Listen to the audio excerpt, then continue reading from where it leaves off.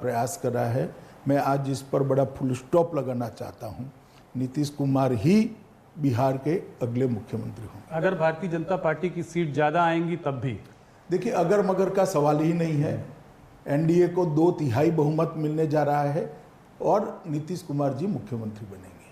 तो ये आपका प्रेडिक्शन है? जी। इसमें अगर बीजेपी की ज़्यादा सीटें आएंगी तो भी मुख्यमंत्री नीतीश जी ही बनेंगे। देखिए राहुल जी, कुछ कमिटमेंट इस प्रकार के होते हैं जो सार्वजनिक तौर पर किए जाते हैं और उसकी पालना होती है। इस चुनाव में एक अलग मुद्दा जो उठकर आ रहा है वो है चिराग पासवान जी का। पहले वो आपके साथ थे, अब वो आपके साथ नहीं हैं। कुछ लोग कह रहे हैं वो अभी भी साथ में हैं। कल ही मैं उनका स्टेटमेंट देख रहा था, कह रहे थे कि मैं अपना सीना चीर के अगर दिखाऊं तो उसमें मोदी जी बसे हुए हैं।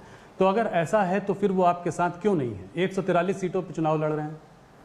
अब मेरे साथ क्यों नहीं है, हमारे साथ क्यों नहीं है, इसका जवाब तो चिराग जी ही दे सकते हैं। मगर मैं पहले बहुत दुखद घटना अभी हुई, श्री रामविलास जी हमारे साथ नहीं रहे जी। और रामविलास जी समाजवादी आंदोलन की उस पीढ़ी के कार्यकर्ता थे जिन्होंने सामाजिक न्याय के लिए बहुत बड़ा काम किया। लगभग 5 दशक तक देश की राजनीति को वो योगदान करते रहे और बिहार के ही थे और खास कर दलितों के लिए बहुत बड़े नेता रहे। मैं श्री रामविलास पासवान जी को श्रद्धांजलि देना चाहता हूं। और जहां तक लोजपा भाजपा जदयू के गठबंधन का सवाल है,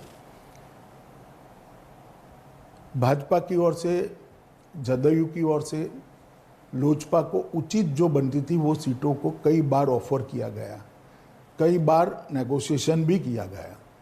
अभी मैंने अखबार में पढ़ा कि मैंने नहीं कहा, उन्होंने नहीं कहा, ये भी सच नहीं है। मेरी भी चिराग भाई के साथ कई बार बात हुई कि इतनी सीट बनती है, इतनी सीटों पर आप मान जाइए और अगर कुछ है तो नेगोशिएशन के लिए आइए।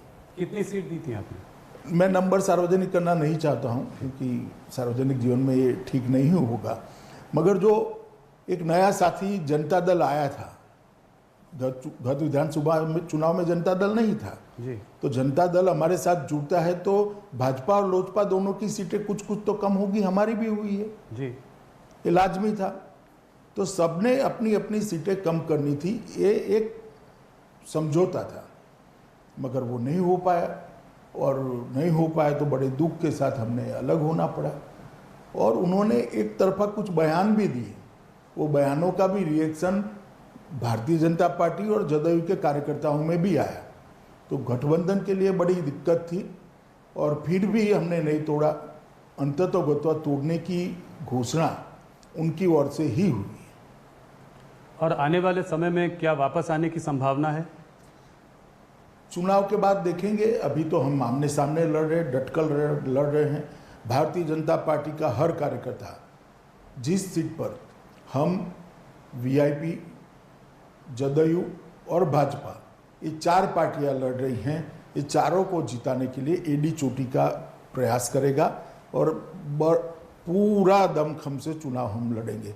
इसी प्रकार से अन्य दल के कार्यकर्ता भी जहां भाजपा लड़ रही है वहां उसको जिताने का प्रयास करेंगे।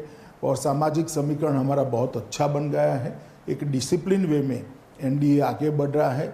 मुझे लगता है कि हम बहुत अच्छे नतीजे प्राप्त करेंगे। आपको ये नहीं लगता कि इनके जाने से कुछ वोट बैंक में आपके कटौती हो सकती है? देखिए, साथी जाने का दुख भी होता है, साथी जाने का नुकसान भी होता है, मगर जब आपके हाथ में बात ही न हो तो आप क्या कर सकते हो। इसके सामने हमारे पास वीआईपी पार्टी आई है जो पिछड़े वर्ग के बड़े वर्ग का समर्थन करती है, समर्थन उसको प्राप्त है। मांझी जी भी आए हैं। तो कुल मिलाकर हमारा गठबंधन सामाजिक रूप से बहुत मजबूत गठबंधन है और मुझे लगता है कि बिहार की जनता समझ रही है कि गठबंधन नहीं हुआ उसमें दोष किसका है। तो आप ये कह रहे हैं कि चुनाव एक बार हो जाएं, उसके बाद चिराग पासवान जी के वापस आने की संभावना बन भी सकती है उस वक्त? मैंने ऐसा नहीं कहा, मैंने कहा चुनाव के बाद देखेंगे, परंतु चुनाव में 2/3 बहुमत से हमारा गठबंधन विजयी होगा, सरकार बनाएगा जिसके मुखिया नीतीश ही होगा। बहुत दिनों से ये बात, इस बात में हम लोगों ने, मैंने आपसे पहले भी ये इंटरव्यू में पूछा है, इस बात की चर्चा भी रही है, आपके कैडर्स की डिमांड भी रही है, लोग ये जानना भी चाहते रहे हैं कि भारतीय जनता पार्टी बिहार में चुनाव अकेले क्यों नहीं लड़ती है? देखिए,